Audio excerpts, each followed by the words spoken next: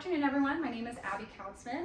Have you ever wanted to travel to Europe? Today, we're going to be exploring the cultures and traditions of Ireland. So, Fáilte and welcome. According to lingapp.com, in Ireland, a standard firm handshake and eye contact is the best way to greet someone, especially if you're in a business or formal setting. That is the standard. And you should always use titles and surnames when you're speaking to someone until they invite you to use their first name. That's the respectful thing to do. And a great way to start our conversation is just a friendly, how are you? It's also a very warm and hospitable culture, but they do refrain from public displays of affection, women more or less than men. And it is standard to maintain an arm-length distance when you're in public. And Irish people do avoid pushing people in public areas like transit. And again, it is great to maintain that eye contact. They consider it a sign of trust.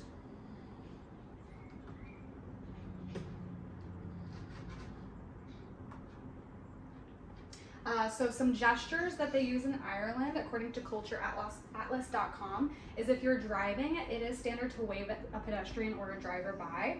And you should also greet everyone that you encounter. Like if you see a stranger walking by, you should always smile, maybe give them a thumbs up. That is a widely understood standard of approval. And don't point in Ireland, that can be considered rude. You should always use an open hand when gesturing to someone.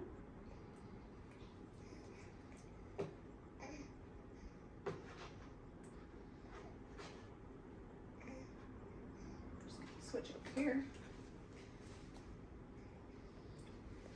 And then in Ireland, eating etiquette is very big. Meals are considered a social affair. You should always wait until everyone is seated, especially the hostess, to begin eating.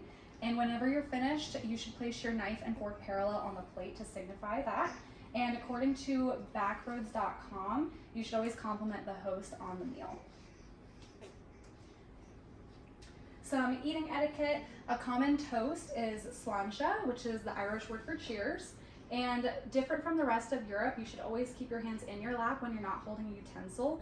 And most places in Europe, it's standard to keep your hands out because they talk with their hands, but not in Ireland. And instead of a bread plate, in Ireland they usually have a small plate at the table for the peelings of boiled potatoes. And then they also have some fun slang terms for food. For example, dessert is called afters, potatoes are called poppies, and alcoholic beverages are called scoops. Marriage and dating is a very cultural and traditional union in Ireland. They have a lot of unique traditions. According to theknot.com, they do hand fasting ceremonies in Ireland, which is shown in the photo here. It's whenever they bind the hands of the couple to signify their union. That's where we get the term tying the knot. And Irish lace is standard in women's dresses and veils. And then women will usually keep the lucky horseshoe on them during the day. They'll sometimes sew it into the hem of their dress as a sign of luck. The dating culture is very different in Ireland. It is more standard for casual group meetings instead of one-on-one dates. It's also more standard for couples to live together before marriage. A lot of women will wear a claddagh ring, which signifies their relationship status. So as you can see here, if it's worn on the left hand facing inward, that means that a woman is married. If it's facing outward, that means they're engaged. And if it's on their right hand facing inward, they're in a relationship. And if it's facing outward, they are single. Visiting and gift-giving culture is very big in Ireland.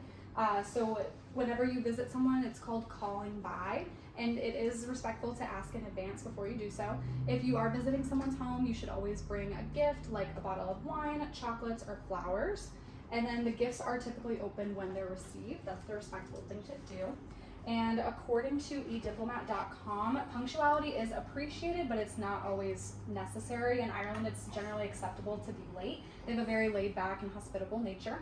And if you're going to someone's home, you should always offer to help with chores or preparation when you're visiting.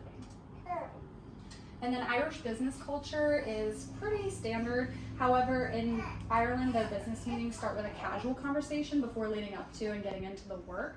The work typically follows a written agenda, but it can vary based on tangents, and they're pretty flexible with that. And in business, as opposed to visiting the home, punctuality is expected. They expect you to be on time for your meetings and appointments, according to medium.com Heritage Digest. So I hope that you learned a lot, and you're now ready to go travel to Ireland with these tips about their cultures, customs, and traditions. So as they say in Ireland, slán go foil, goodbye for now. Thank you.